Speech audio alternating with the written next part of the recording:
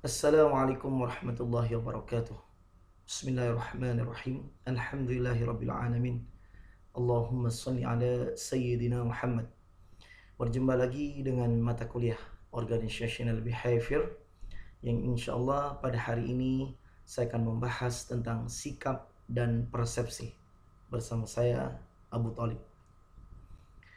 Sikap dan persepsi. Sikap dan persepsi adalah variabel psikologis yang sangat rumit untuk dipelajari. Maka dari itu, seorang manajer puncak, seorang pimpinan harus bisa memahami sikap dan persepsi supaya bisa memecahkan perilaku di tempat kerja dan juga masalah kinerja dalam organisasi. Sikap adalah penentu perilaku karena sikap berkaitan dengan persepsi, berkaitan dengan kepribadian, berkaitan dengan perasaan dan motivasi. Sikap dan persepsi penting dalam mempelajari perilaku organisasi, karena perilaku individu didasarkan pada persepsi mereka tentang kenyataan. Selanjutnya, definisi sikap dan persepsi. Sikap adalah pernyataan evaluatif, baik yang menyenangkan maupun yang tidak menyenangkan mengenai objek, manusia, atau kejadian-kejadian. Robin and Judge pada tahun 2013 menyampaikan.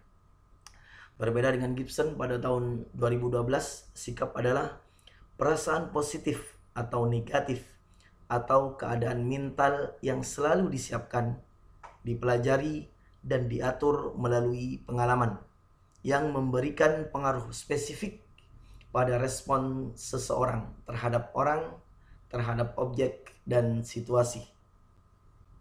Berbeda dengan persepsi, persepsi adalah proses dengan mana para individu mengatur dan menginterpretasikan kesan-kesan sensoris mereka guna memberikan arti bagi lingkungan.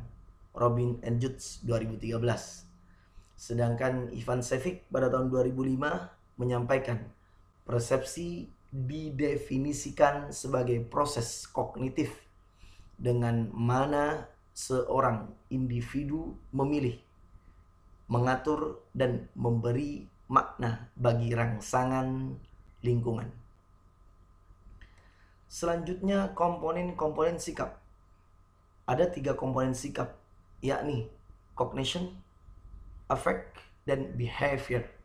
Yang mana komponen kognitif dari suatu sikap adalah segmen pendapat atau kesadaran akan suatu sikap. Sedangkan komponen afektif dari suatu sikap adalah segmen emosional atau perasaan dari suatu sikap. Sedangkan komponen perilaku dari suatu sikap adalah suatu maksud untuk berperilaku dengan suatu cara tertentu terhadap seseorang atau sesuatu. Selanjutnya, tipe-tipe sikap kerja. Sikap kerja berisi evaluasi positif atau negatif yang dimiliki oleh karyawan tentang aspek-aspek lingkungan kerja mereka. Robin and Judge pada tahun 2013, sebagian besar penelitian dalam perilaku organisasi berhubungan dengan sikap. Seperti yang pertama, kepuasan kerja. Kepuasan kerja ini adalah perasaan positif mengenai pekerjaan. Selanjutnya yaitu keterlibatan pekerjaan, yang mana keterlibatan pekerjaan mengukur tingkat sampai mana individu secara psikologis memihak pekerjaan mereka dan menganggap penting tingkat kinerja yang dicapai sebagai bentuk penghargaan diri. Kemudian yang ketiga yaitu komitmen organisasi. Komitmen organisasi itu sampai di mana seseorang karyawan, seorang pegawai memihak pada suatu organisasi tertentu dan tujuan-tujuannya serta keinginan untuk mempertahankan keanggotaan dalam organisasi tersebut. Kemudian tipe sikap kerja juga berhubungan dengan sikap, yaitu dukungan organisasi yang dirasakan, yang mana di sini berhubungan bagaimana tingkat sampai mana karyawan yakin organisasi menghargai kontribusi yang dilakukan atau kontribusi mereka dan peduli tentang kesejahteraan mereka. Dan yang terakhir yaitu keterlibatan karyawan, yaitu berkaitan dengan keterlibatan, kepuasan, dan antusiasme individual dengan pekerjaan yang dilakukan atau dikerjakan. Selanjutnya, faktor-faktor yang mempengaruhi persepsi, yaitu adanya situasi atau situation. Yang pertama, situasi di dalamnya ada waktu, ada time. Kemudian ada pengaturan kerja, work setting. Dan ada pengaturan sosial, yaitu social setting. Selanjutnya yaitu faktor yang mempengaruhi persepsi adanya perceiver atau di situ penerima, adanya sikap, kemudian motif, kemudian interest, dan expectation, yaitu harapan. Dan faktor yang ketiga yang mempengaruhi persepsi yaitu target.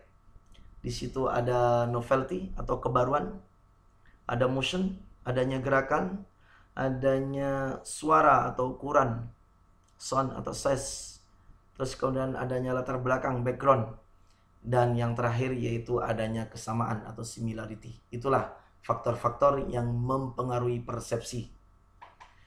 Selanjutnya, faktor-faktor ini ditulis oleh Robin and Judge pada tahun 2013. Yang terakhir yaitu hubungan persepsi dan pengambilan keputusan. Sikap individu dalam organisasi membuat berbagai keputusan dan kualitas dari pilihan-pilihan akhir mereka sangat dipengaruhi oleh persepsi-persepsi mereka. Kemudian pembuatan keputusan muncul sebagai reaksi atas sebuah masalah, pertimbangan tindakan alternatif. Artinya apa? Pembuatan keputusan muncul adanya reaksi untuk mencari alternatif-alternatif yang terbaik dari sebuah masalah. Pengambilan keputusan dalam organisasi meliputi yang pertama pengambilan keputusan rasional, yang mana keputusan rasional bergantung pada sejumlah asumsi, termasuk bahwa pembuat keputusan memiliki informasi yang lengkap, mampu mengidentifikasi semua pilihan yang relevan dalam cara yang tidak bias dan memilih opsi dengan utilitas tertinggi. Selanjutnya, pengambilan keputusan dalam organisasi juga meliputi rasionalitas yang dibatasi. Artinya apa? Di situ suatu proses dalam pembuat keputusan dengan menggunakan model yang sederhana, lalu kemudian di-sharing sehingga nantinya menjadi mudah untuk dipahami. Karena otak manusia tidak bisa mengolah dan menyelesaikan masalah yang kompleks dengan rasionalitas penuh. Maka kita menggunakan bounded rationality, yaitu suatu proses yang saya sampaikan tadi dalam pembuatan keputusan dengan menggunakan model yang sederhana, lalu kemudian di-sharing sehingga nantinya menjadi mudah untuk dipahami. Selanjutnya yaitu intuition, yaitu sebuah proses bawah sadar yang berasal dari pengalaman yang di-sharing, dan proses ini tidak selalu terlepas dari analisis rasional. Demikianlah, terima kasih. Semoga materi sikap dan persepsi bisa menjadi acuan rujukan adik-adik belajar di rumah. Saya Hiri, wassalamualaikum warahmatullahi wabarakatuh.